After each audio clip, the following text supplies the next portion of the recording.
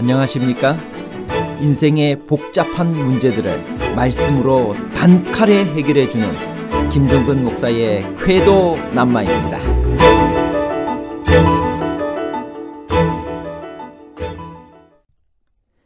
로마서 7장의 전반부를 구성하는 율법에 대한 부정적인 말씀들의 의미는 무엇일까요?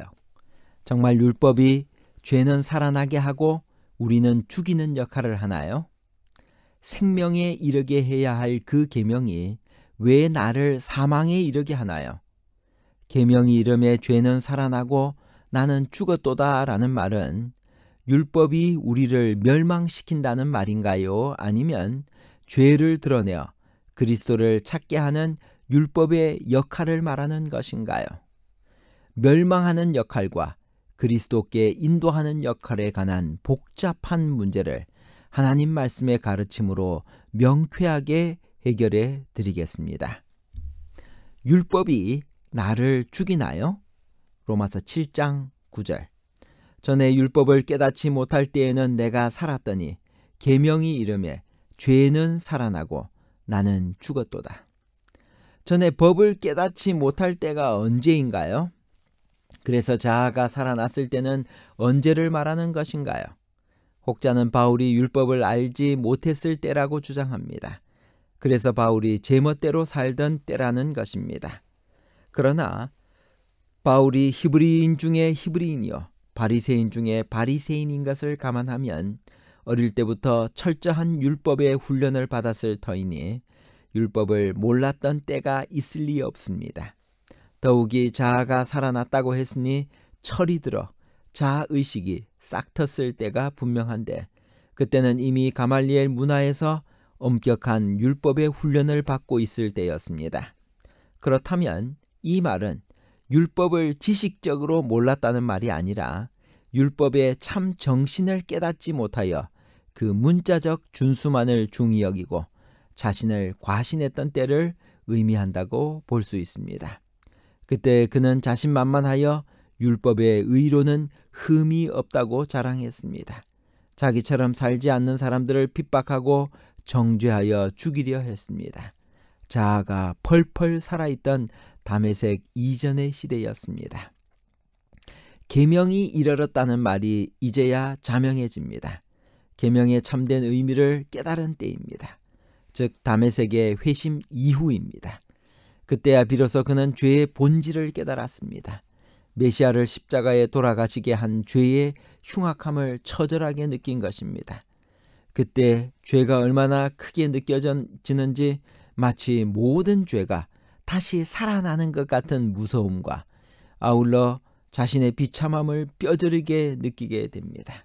그리고 그는 죄짐에 눌려 죽게 된 자신을 발견하고 부르짖게 됩니다. 오라 나는 공고한 사람이로다. 이 사망의 몸에서 누가 나를 건져내랴. 계명이 죄를 살아나게 했기 때문에 율법이 죄인가요? 그럴 수 없다라고 바울은 단호하게 말합니다. 율법은 단지 죄를 죄로 느끼도록 깨닫게 해주는 것이지 율법 자체가 죄와 상관이 있는 것은 아닙니다. 바울이 율법에 대해 부정적으로 말한 것은 율법 자체가 아니라 율법으로 구원을 얻으려 하는 율법과의 관계 때문이었습니다. 따라서 죽는 것도 율법이 죽는 것이 아니라 율법을 지킴으로 의롭게 되려는 율법과의 관계가 죽임을 당하는 것이고 벗어나라는 것도 율법의 얽매임으로부터 벗어남이지 율법 자체로부터 떠나라는 것은 아니라는 것을 알아야 합니다. 바울은 언제나 율법도 거룩하며 계명도 거룩하며 의로우며 선하고 율법은 신령하다고 생각했습니다. 나의 생애와 사회에서 죄를 제거하고자 하는 인간의 노력은 얼마나 성공을 거두고 있나요? 로마서 7장 24절. 오라 나는 공고한 사람이로다. 이 사망의 몸에서 누가 나를 건져내랴. 자기 자신의 힘을 통해서 의로운 생애를 성취하고자 하는 모든 노력은 애초부터 실패하게 되어 있습니다. 그리스도는 죄를 범하는 모든 사람을 죄의 종이라고 말씀하셨습니다. 오로지 하나님의 능력을 통해서만 우리는 이 노예 상태에서 해방될 수 있습니다. 그러므로 그리스도는 우리에게 아들이 너희를 자유하게 하면 너희가 참으로 자유하리라고 약속하셨습니다. 그분은 나를 떠나서는 너희가 아무것도 할 수 없기 때문에 너희가 내 안에 거하면 의를 열매 맺을 수 있다고 말씀하셨습니다. 사도 바울조차도 자기 자신의 노력으로 의로운 생애를 사는데 실패했습니다. 그는 하나님의 율법의 완전한 표준을 알았지만 그것을 성취할 수 없었습니다. 자신의 노력을 설명하면서 그는 말했습니다. 나의 행하는 것을 내가 알지 못하노니 곧 원하는 이것은 행하지 아니하고 도리어 미워하는 것을 함이라. 내가 원하는 바 선은 하지 아니하고 도리어 원치 아니하는 바 악은 행하는도다.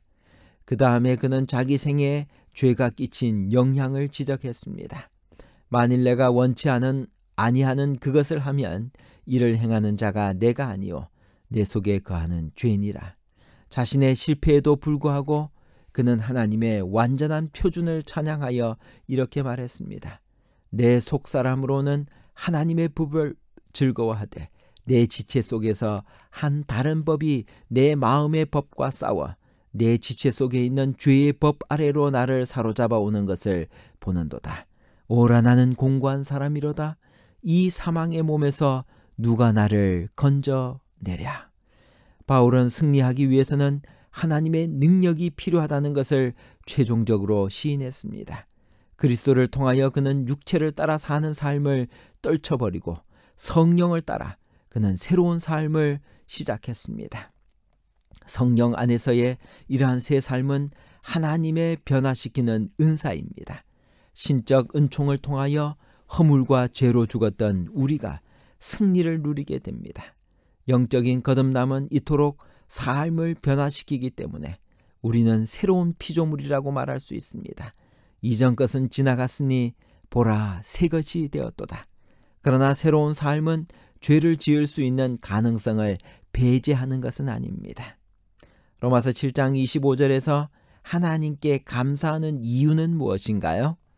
로마서 7장 25절 우리 주 예수 그리스도로 말미암아 하나님께 감사하리로다.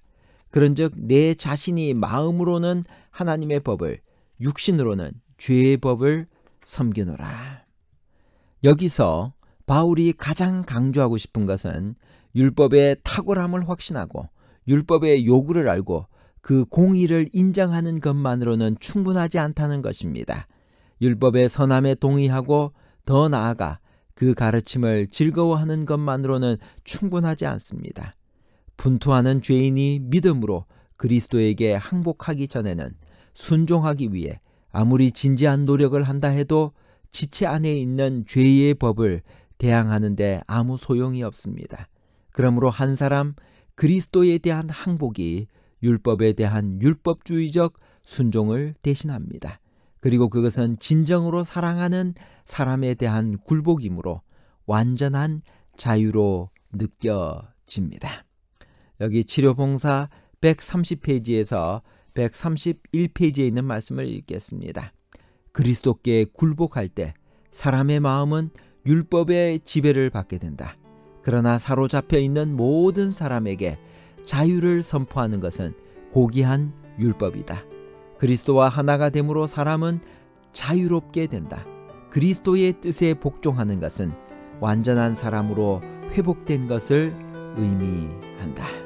시대의 소망 466페이지 자신을 하나님께 바치기를 거부하는 영혼은 모두 다른 세력의 지배를 받게 된다. 그는 자신의 것이 아니다. 그가 자유를 말할 수 있을지라도 가장 비참한 종살이 가운데 빠져 있다. 사탄이 그의 마음을 지배하고 있기 때문에 그는 진리의 아름다움을 볼 수 없다. 그는 자신의 판단을 따르고 있다고 믿고 있지만 사실은 흑암의 왕자의 의지에 순종한다. 그리스도께서는 영혼으로부터 죄의 속박의 사슬을 끊기 위해 오셨다. 그러므로 아들이 너희를 자유케 하면 너희가 참으로 자유하리라. 이는 예수 그리스도 안에 있는 생명의 성령의 법이 죄와 사망의 법에서 너희를 해방하였습니다. 결론입니다. 첫째, 로마서 7장 9절의 말씀은 바울의 회심의 경험과 깊이 연결되어 있습니다. 바울이 율법의 목적과 참된 의미를 깨닫지 못할 때는 율법의 엄격한 준수로서 의롭게 되었다고 생각하고 자만했습니다. 그때 자아는 두려운 것이 없었습니다.